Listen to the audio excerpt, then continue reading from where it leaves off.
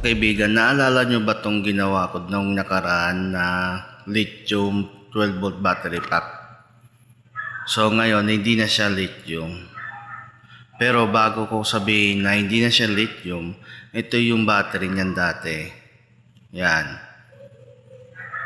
Kung bakit ko siya tinanggal dito ay panoorin mo lang ang video, mga kaibigan. No? At kaya tinanggal ko siya dito kasi itong lithium na to ay napakamahal. Dati kasi itong tatlong naka-series na 5 naka-parallel na yan ay nasa 800 plus na yan. Tapos dahil nga sa rated niya is 2200 mAh, ay nasa ano na rin yun nasa 11 amps 11 amperes per hour yung total niya na 12.6 volts, mga kaibigan. So ngayon bibili kasi ako ng isa pang set niya sana, kaso iba na yung presyong lumabas, mga kaibigan. Umaabot na po siya ng 1,100 plus, ganun. 1,000 plus. Hininto ko na yung paggawa rito, mga kaibigan. Ibig lang sabihin nun kasi nagtaas kasi yung mga lithium batteries. Kahit yung mga refurbish na yan, nagtaas na. What more pa kaya yung mga brand new.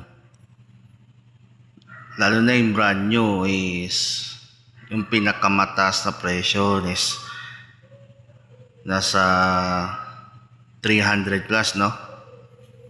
So magandang klase na yun, mga kaibigan. So imagine niyo yung 300 plus na isang piraso tapos ganito pa. Mahal, no? So ito, mga kaibigan, dito muna tayo sa kanyang solar charge controller o yung tinatawag na SCC PWM. Yan. Ito yung kanyang interface, mga kaibigan, So common naman tong solar charge controller. So ito yung B1.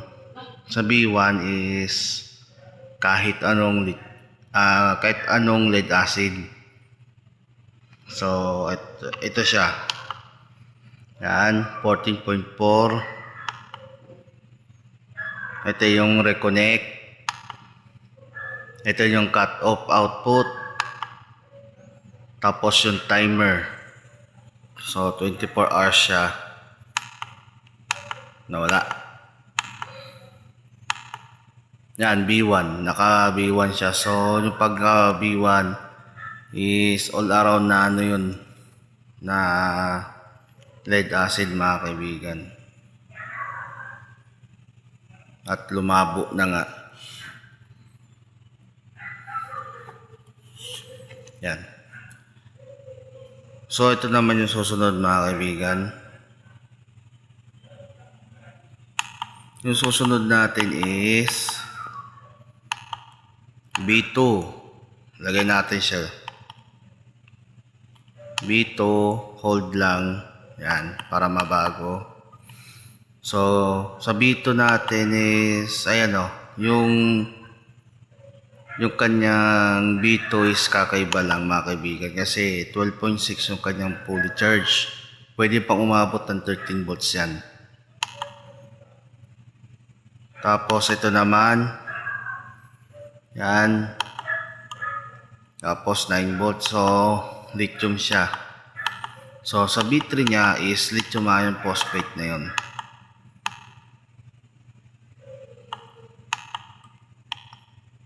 So hold natin para ma-save, mga kaibigan. Yan, yan, 14.6 fully charge, reconnect, disconnect, timer. Ayan. So B3, balik na natin sa B1, na kaibigan. So, nakasave na. So, naka-lead acid po tayo mga kaibigan, no? So, lumalabo lang yung camera. Pasensya na kasi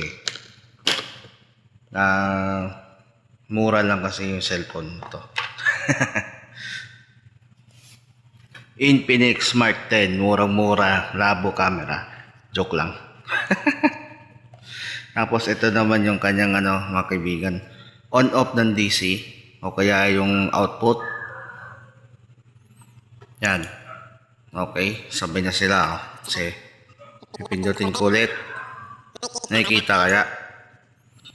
Yun. Tapos on, off, on. Yan. Patayin ko muna. Tapos dito mga kaibigan, no? Ito yung battery. Ito yung bulb regulated mga kaibigan. Tapos yung wire dito, kahit anong wire na lang. Easy wire po lahat to. Tapos meron pa rin itong fuse. So fuse sa motor to mga kaibigan, no? Yun yung fuse sa motor. Ito yung fuse na nabili ko nung una. Wala siyang holder. Yan, nakaipit lang sila dyan. Yan. Para kung hindi sila pupunta kung san-san. Tapos, XT60 dalawa. Yung isa, output, input. Ito yung dito, mga kaibigan. Nakakonect yan dito. Yan. Ito yung input, tapos yung output. Yung output, naka-double protection, mga kaibigan. No? Ito, LBD, yung low voltage disconnect natin mga kaibigan. So tingnan natin, patay natin yung ilaw kaya. Yan. Ayan, disconnect niya 11.5. So okay lang yan mga kaibigan, mga 70% okay lang yan. Yan. Kasi ito replaceable naman to kung sakaling masira na o need na palitan within 2 years mga kaibigan. 600 plus. May 12 volts, 12 ampere per hour ka na. So 2 years sulit na yun. Wag mo nang isipin yung return of investment mo mga kaibigan. Hindi magandang mindset yun. Oras na nabili mo na to ng ganong presyo. Wag mo nang isipin yung return of investment. Kasi gagamitin mo yung power niya eh. Common sense na lang yun. Wala nang return of investment once na nabili mo na tong battery.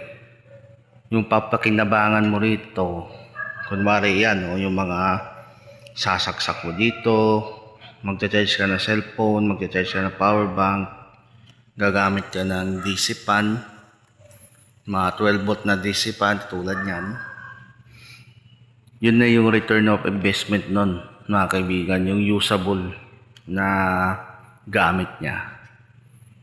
So ayun mga kaibigan, ito yung update nito sana. Kaso nag-change ako ng mind na lead acid na yung ilagay ko rito. Mas mura pa rin ang lead acid mga kaibigan. Comeback ika nga mga kaibigan, no? This is the comeback of lead acid power. So mura kasi kaya mas maraming bibili talaga.